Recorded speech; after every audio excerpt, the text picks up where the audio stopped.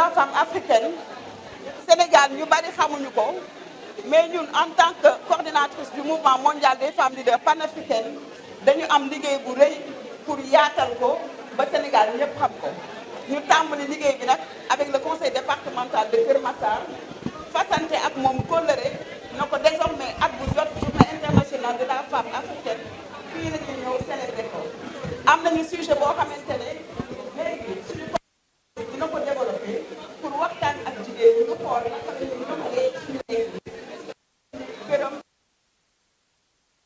événement bi ak ñi nga xamante ne nañ ci yëpp ñu leen di sant di leen gërëm. Mesdames, Messieurs les membres du bureau exécutif du conseil départemental de Keur Massar, Mesdames, Messieurs les conseillers municipaux et départementaux, Mesdames les présidentes de GIE, associations et entreprises ici présentes, chers invités, c'est un plaisir et un honneur d'être avec vous ce soir pour vous rendre un hommage mérité à la femme africaine. À l'occasion de cette journée historique marquant la 62e anniversaire de la célébration de la Journée internationale de la femme africaine.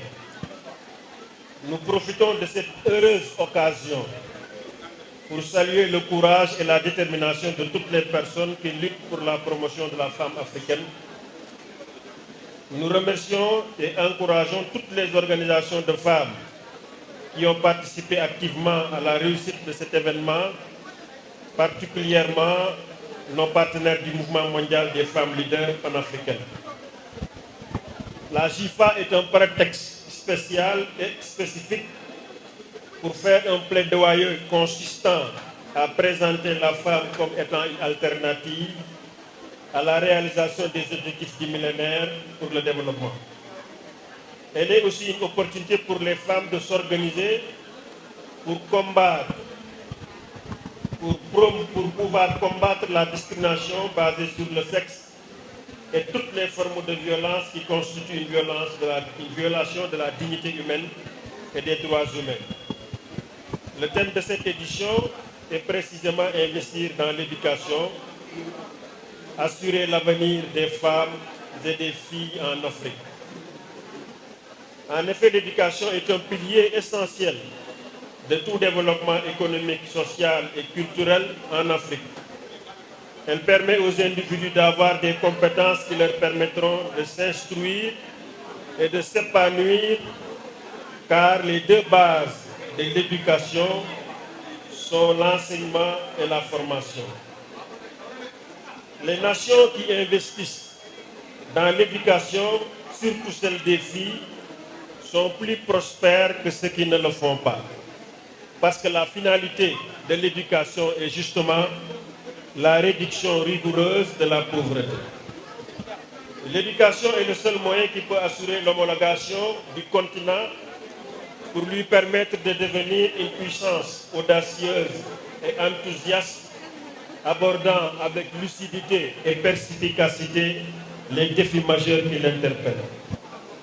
Les femmes occupent cependant une place privilégiée dans cette qualification de l'Afrique, quotidiennement dans tous les domaines de l'économie sociale et solidaire, qui est un important levier d'inclusion et de création d'emplois.